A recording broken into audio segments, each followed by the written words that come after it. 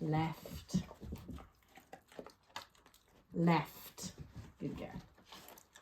So for left and right, lure with your hand. Say the word before you start the lure. Left. Good girl. And right. Good girl. Right. Good girl. Obviously she can do this one, but it's just to give you a flavour. So lure first if they haven't done it before.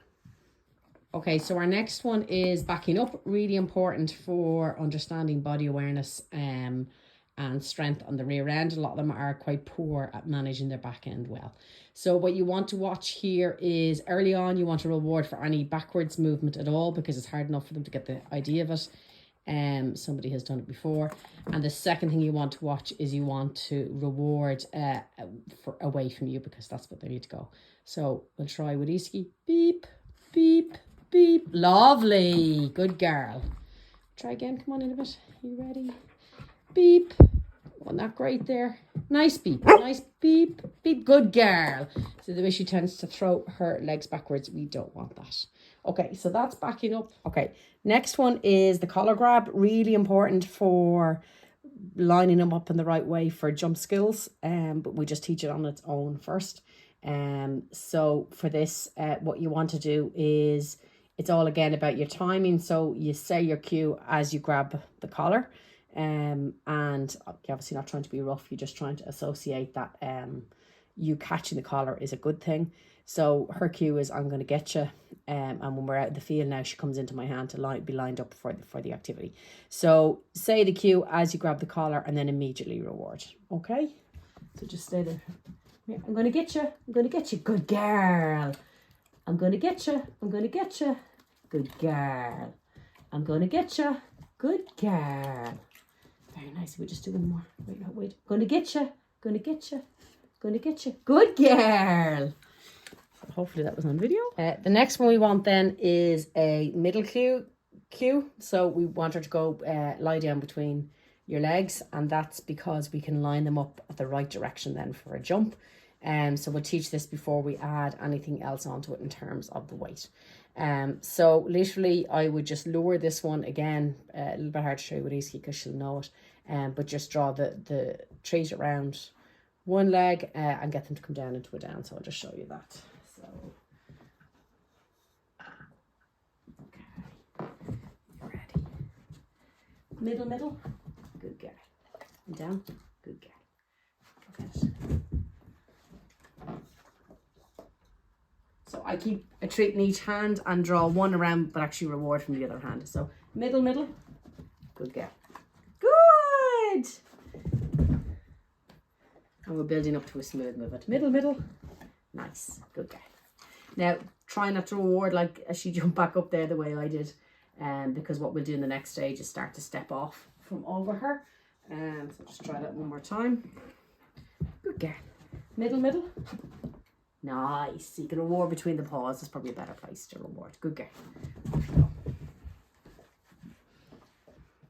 Okay, so the other two things we want to work on are, leave it for a second, but are self-control around food and also building her skills around the toy so you're able to use it as a training reward.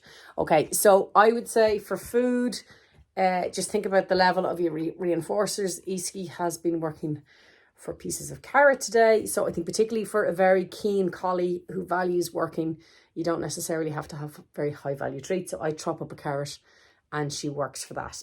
We use food when we want thinking. So early in a scale, when we want to listen to verbals, when we don't want them going too high, we use food. If we want speed and drive and then moving away from us, we use toys. So often early on food, you'll use food and toys throughout if you can. Some dogs won't work for toys, but it's really good if you can have both. And she spotted the toy there. That's where she's going to come back around here. So we're going to start again for her weight line and for her general ability to just hang on for a second, to control themselves. So you're really living to behave.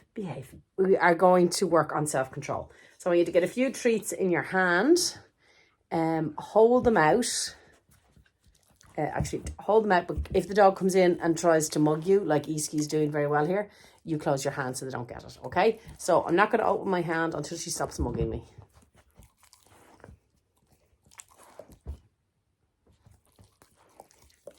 So she backs away, I start to open my hand. As she comes back to mug me, I close my hand. Clearly we haven't done this one in a while. Okay, hand is open. Actually, you can't see any of that. Down. Okay.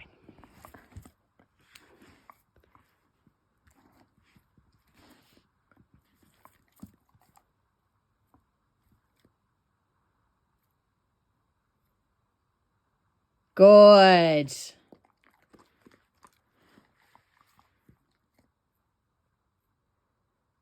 Good girl. Now, some people don't reward out of a hand that's got the food in it. I don't think it matters that much once they get the idea. Good girl. Very nice. So really important skill for agility, because we need to be able to tell them when they can get the rewards and when they can't. Good. Okay, good girl. So that's the first stage in that.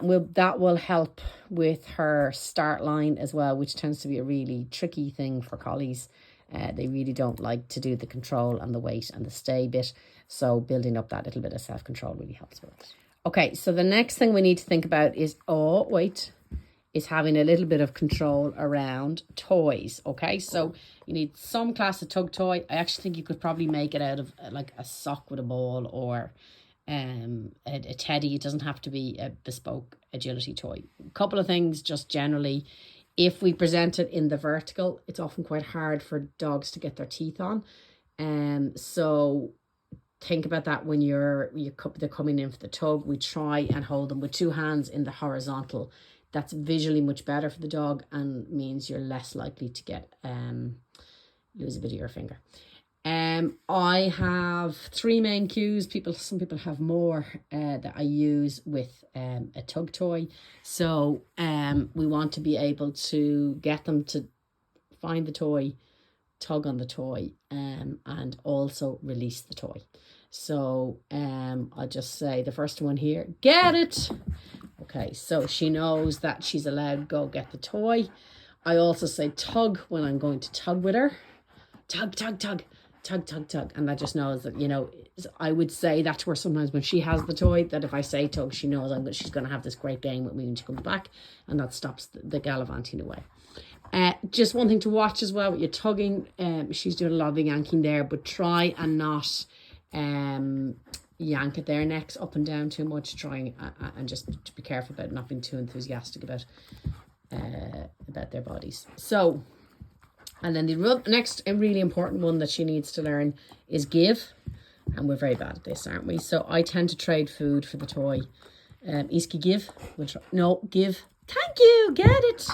So if she, I don't know if that was on video, if she releases, Iski, give, no, give.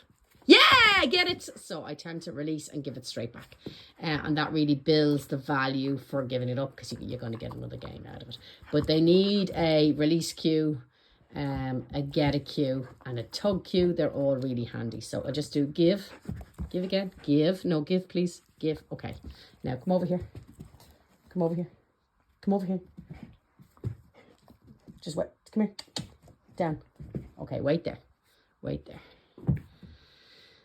That's not a great position at the door, but you can see we're waiting here. We're focused ahead, and I will add on, get it. She gets the toy. Come back and tug. Good girl. Good girl. Super. Super girly.